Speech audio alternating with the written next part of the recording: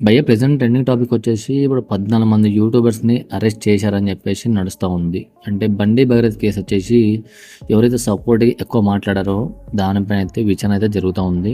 ఇంకా అరెస్ట్ చేశారా లేదనేది ఇంకా మొత్తం క్లారిటీ లేదు. బట్ కేస్ అయితే ఫైల్ అని చెప్పేసి అయితే నడుస్తా ఉంది న్యూస్ వైరల్‌గా అయితే. ఈ 14 మంది పైన ఎందుకు పడిందంటే మెయిన్‌లీ టాపిక్ ఏందంటే ఇక్కడ మేజర్‌గా వచ్చిన టాపిక్ వచ్చేసి మొత్తం సపోర్ట్ అంతా భగీరథ్‌కి అయితే ఎక్కువ ఉన్నట్టయితే కనిపించిందంట వాళ్ళ వీడియోస్ అయితే. అమ్మాయిదే తప్పు అన్నట్టు విధంగా అయితే క్రియేట్ చేశారు ఆ వీడియోస్ అన్నీ కూడా.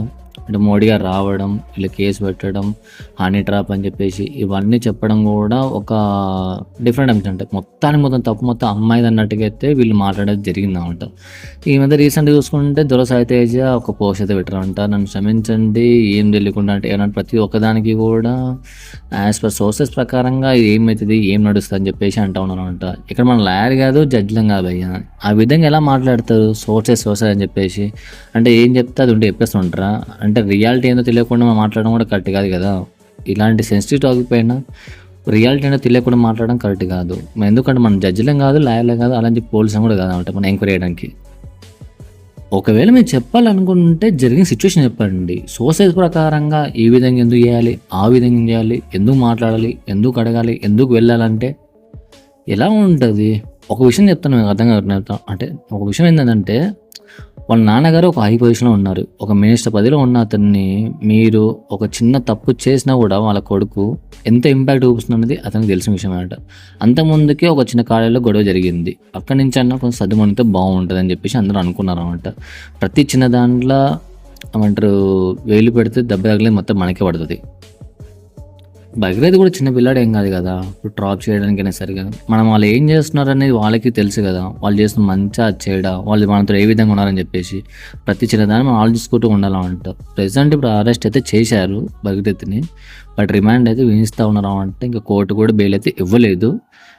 బట్ రియాలిటీకి వచ్చేసి మాత్రం ఇలా యూట్యూబర్స్ని తప్పు అయితే కొంచెం అయితే ఉందైతే నాకు అనిపిస్తుంది భయ్య. ఎందుకంటే రియాలిటీ మొత్తం తెలియకుండా మన ఓపెనింగ్ చెప్పడం అయితే కరెక్ట్ కాదు. ప్రతి ఒక్కరు ఒకటే మాట చెప్తున్నారు అంట.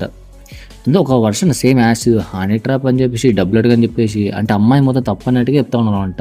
అమ్మాయి మైనరా మేజర్ అని పక్కన పెడితే తప్పు ఎవరు అన్నది ఒక క్లారిటీ రావాలి కదా భయ్య.